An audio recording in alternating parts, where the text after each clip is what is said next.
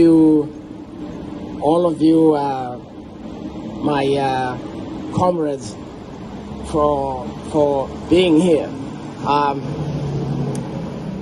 I've been coming to this embassy for as long as I can remember, right?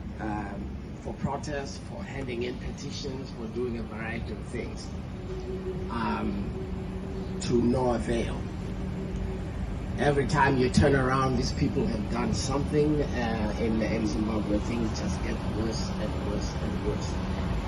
It is because they've been getting away all these years with rigging elections so that they can maintain themselves in power and continue to do the things that they are doing, like stealing everything that they can. Go to Zimbabwe right now and see what is happening. The roads are bad, the railways are bad, the schools are bad, the hospitals are bad. Anything and everything you know about of a country that used to function is gone. Right? And yet we see people enriching themselves. I don't know what they're using the money for. They're hiding it somewhere else, but enriching themselves at the expense of our people who are hungry, who are sick, who are sometimes receiving a less than adequate education. All of it because our country is led by corrupt, inept, uncaring dictators. Maybe this year, 2023, is the time when we need to remove them from office. I don't know how hard that is. I don't know how hard that is going to be. Because they have started the process that they've been doing since 1980. And that is to make sure that there is no room for other political organizations to campaign freely, to speak freely, and for people to cast their vote and then have their vote miscounted. They're doing that right now. They're prepared to do that at this coming election. Why am I saying that? Look at what we're doing.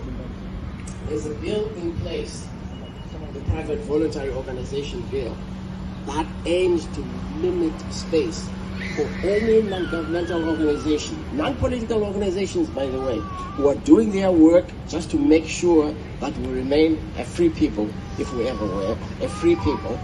They're doing their best to limit that space so that these organizations that are not partisan at all, they don't favor this organization or the other. They just want to make sure that there is a government in Zimbabwe that follows a constitution that they themselves have written, but they have not followed, not in a single time. Right? And what we know, as you have heard, one of our comrades, Job Sikala, is in prison, right?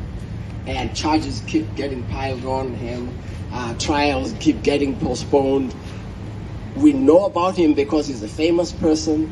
I bet you there are others, dozens and dozens of others in a similar situation as he is, whose freedom is being restricted.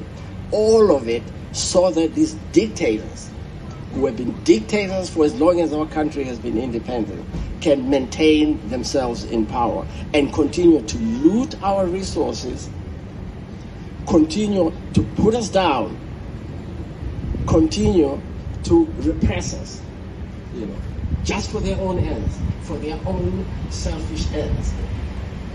Now, we have a job to do. Right?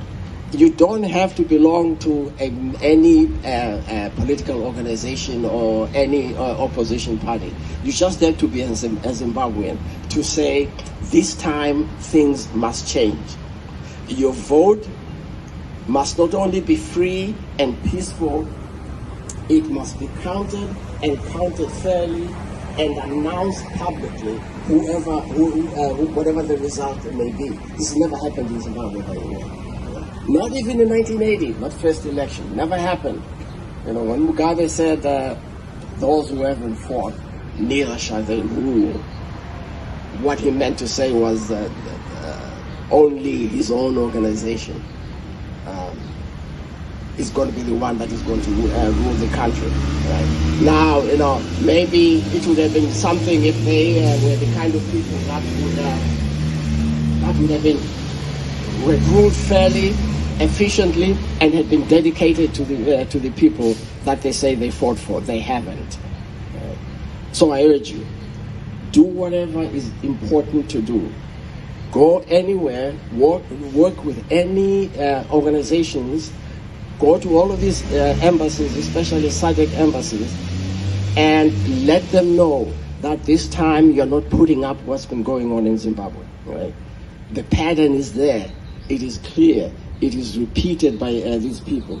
They start right now restricting space, restricting political activity for anybody but themselves, so that they can go on election day.